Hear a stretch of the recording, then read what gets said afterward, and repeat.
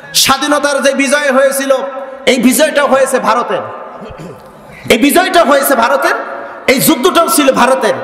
মানে ক্লিয়ার করে দিয়ে গেছে বাংলাদেশের স্বাধীনতা নয়, স্বাধীনতা হয়েছে ভারতের। আপনি বিষয়টা কোন ইঙ্গিতে বুঝলেন? 1971 সালের যুদ্ধটা কি বাংলাদেশের স্বাধীনতা হয়েছে নাকি ভারতের স্বাধীনতা হয়েছে?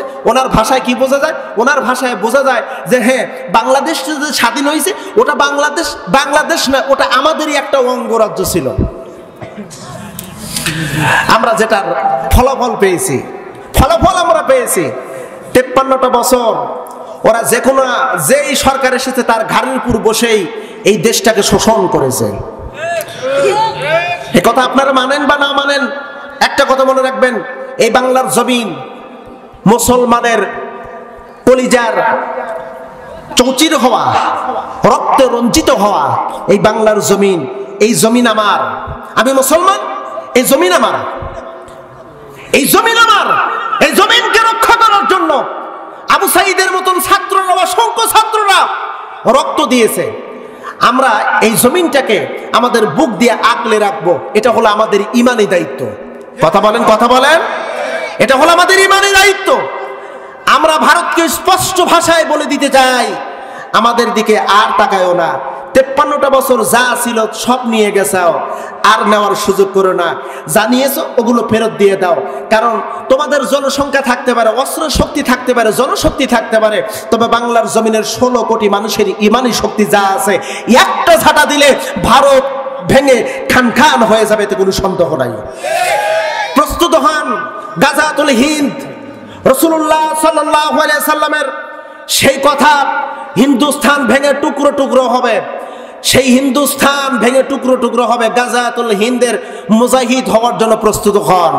কারণ বিশ্বের ভিতরে ইসলাম নামক একটি ধর্ম, এই ধর্মের বিজয় হবে। এটা আমার কথা নয়, এ কথাটা আল্লাহ বলেছেন, প্রিয় নবীজিও বলে গেছেন। এই পৃথিবী, গোটা পৃথিবী হবে ইসলাম, আর কোনো ধর্ম থাকবে না, আর কোনো ধর্মের রীতিনীতি থাকবে না, শুধু ইসলাম নামক ধর্ম থাকবে। আল্লাহ কবুল করুক। জোরে করে একটু আমিন। আর একবার বলবেন না ভাই, একটু আমিন। শিক্ষা, জ্ঞান, জ্ঞান মানুষকে নৈতিকতার শিক্ষা দেয়। আচ্ছা বলেন তো, এই যে আপনাদের মাদ্রাসার অসংখ্য ছাত্ররা আছে, অনেক ছাত্ররা আছে, এই যে ছাত্র ভাইদের পোশাক দেখে আমার কলিজা শীতল হয়ে গেছে। হাফেজ কোরআন, পুরো কোরআন কি ঠুটস্থ করে এই সিনার মধ্যে রেখে দিয়েছে।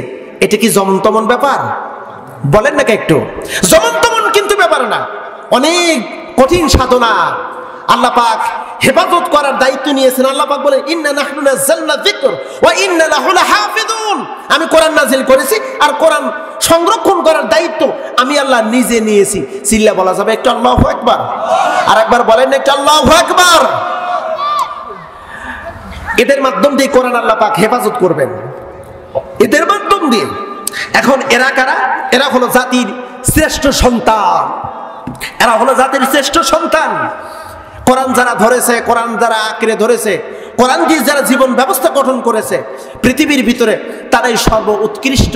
কার কাছে বলুন তো? একটু জবান খুলে বলেন না, কার কাছে? আল্লাহর কাছে। আল্লাহ পাক বলেন, ইন্না আকরামাকুম ইনদাল্লাহি আতকাকুম। আল্লাহ পাক বলেন, সবচেয়ে মর্যাদাশীল ব্যক্তি আল্লাহর কাছে ওই ব্যক্তি যার মধ্যে তাকওয়া আছে। তাকওয়া কার মধ্যে আছে? ইন্নামা ইয়াখশাল্লাহু মিন ইবাদিহিল উলামা। আল্লাহ পাক বলেন, আলেমদের ভিতরে তাকওয়া আছে। যারা আলেম তাদের মধ্যে আল্লাহর ভয় বেশি, আর আল্লাহর ভয় যার মধ্যে বেশি তার মর্যাদা কার কাছে বেশি? আল্লাহর কাছে বেশি। মাদ্রাসার ছাত্ররা এদের ভিতরে কতটুকু নৈতিকতার জ্ঞান দেয় দেখেন না। রাস্তায় দাঁড়ায় দাঁড়ায় পেশাব করে এমন মাদ্রাসার ছাত্র দেখেছেন? যারা বললেন না তারা মনে হয় দেখেছেন। দেখেছেন না? আহা, কত আদব! বড়দের দেখলেই সম্মান করে, সালাম দেয়, কত সুন্দর আদব। এই আদবে আপনিও অংশগ্রহণ করতে পারেন, আপনিও করতে পারেন। কতটুকু? এই এর যে যাজা খয়ের, এর মধ্যে আপনি অংশগ্রহণ করতে পারেন। এদের পাশে যদি একটু দাঁড়ান, একটু যদি সহযোগিতা করেন, তাহলে আপনার ভাগ্যটাও পরিবর্তন করে দিতে পারেন কে? আর একবার জবান খুলে বলেন না, কে? কে? ও বন্ধুরা, আসলে একটু ভালো করে বুঝবেন, ইসলাম নামক এই দলের মধ্যে আসতে হলে আপনাকে পরিপূর্ণ জ্ঞান অর্জন করতে হবে। এজন্য মাদ্রাসা প্রয়োজন। মাদ্রাসা দরকার আছে না নাই? মাদ্রাসা দরকার আছে। মাদ্রাসা থেকে যত আলেম বের হবে, একটা কথা শুনে রাখেন, মাদ্রাসা থেকে যত আলেম বের হবে, ওই এলেম অর্জন করেছে যারা, ওরা যত প্রচার করবে, আমল করবে, এর যত সওয়াব হবে। যারা সহযোগিতা করেছে, আল্লাহ পাক তাদের আমল নামায় অনুরূপ সওয়াব দান করবে। এক নম্বর হলো ইসলাম, দলের নাম হলো ইসলাম। দ্বিতীয় নাম্বার, দলের নেতা কে হবে? প্রত্যেকটা দলের এক একটা নেতা আছে, এক একটা নেতা আছে না নাই? বন্ধুরা, প্রত্যেকটা দলের একটা করে নেতা। আল্লাহর কাছে বলে, আল্লাহ আপনি বলুন তো ইসলাম নামক দলের নেতাকে, কার আদর্শ অনুসরণ অনুকরণ করব? আজকাল কিছু ব্যক্তিকে দেখা যায় বলে আমি অমুকের সৈনিক, বুক থাপড়ায় বলে আমি অমুকের সৈনিক রে। এরকম লোক আপনাদের মনে হয় লালমনিরহাটে নাই। আমি অমুকের সৈনিক, আমার অমুক নেতা। নেতা কে হবে? ইসলাম নামক দলের নেতাকে আল্লাহ পাক বলেন, ওয়ামা মুহাম্মাদুন ইল্লা রাসূল। এত ধীরে বললেন, কষ্ট হচ্ছে বুঝেছি, জোরে বলেন না একটু, আর একবার বলুন না একটু, আল্লাহু আকবার। তোমাদের দলের নেতার নাম হলো মুহাম্মদ সাল্লাল্লাহু। এবার প্রশ্ন করেন, আল্লাহ পৃথিবীতে কত নেতা দেখলাম, এক একটা নেতার এক একটা বক্তব্য। তারা ভোটের আগে এক কথা বলে, ভোটের পরে আর এক রকম কথা বলে। এরকম নেতা আছে না ভাই? ভোটের আগে এক কথা, ভোটের পরে আর এক কথা। আসতেছে সময় আপনাদেরকে লোভ দিবে, লোভ, অনেক লোভনীয় সামগ্রী আপনাদের চোখের সামনে নিয়ে আসবে, আর বলবে দেন আমরা এটা করব, ওটা করব, সেটা করব, আমাদেরকে একবার জয়যুক্ত করেন, আপনাদেরকে সব দিয়ে দেব।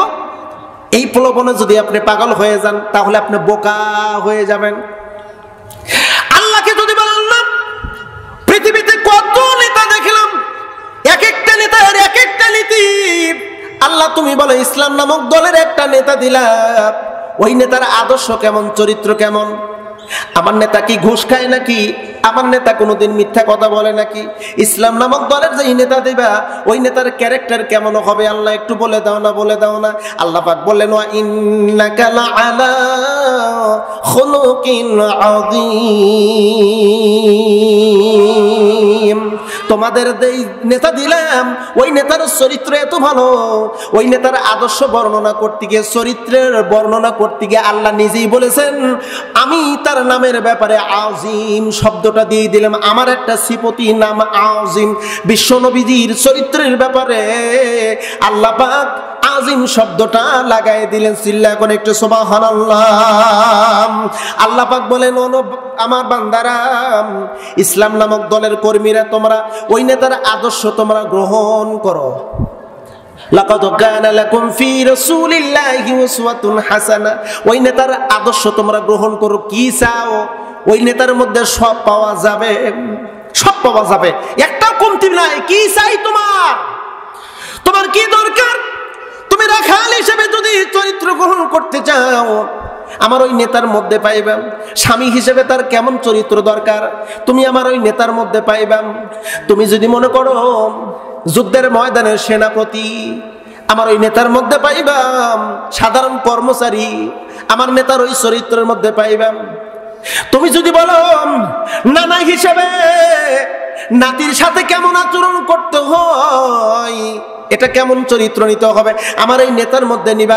এক কথা শুরু করে ঘর থেকে শুরু করে পার্লামেন্ট পর্যন্ত যত আদর্শ প্রয়োজন আছে, আমার নেতা মুহাম্মদ সাল্লাল্লাহু আলাইহি ওয়াসাল্লামের মধ্যে আমি দিয়েছি। আরো জোরে বলেন একটা আল্লাহু আকবার। অবন্ধু, আমার নবীর আদর্শের মধ্যে কোনো ভুল ত্রুটি নাই রে, আমার নবীর চরিত্রের মধ্যে কোনো ত্রুটি নাই। বন্ধুরা, আপনারা হয়তো জেনে থাকবেন, সারসংক্ষেপ কিছু কথা বলবো, মন খারাপ করবেন না। আমার নবীজির আদর্শ কতটাই ভালো ছিল। আল্লাহর নবীজি আর খাদিজাতুল কুবরা রাদিয়াল্লাহু তাআলা আনহার যখন বিয়া হয়, বিয়া যখন হয়, বিয়াটা হয় মাত্র 4 জন, কোন মতামত আসছে 5 জন, 5 জনের উপস্থিতিতে বিয়েটা হয়। রাতের গভীর রাত্রিতে বিয়া হয়। রাসূল ছিলেন ইয়াতীম,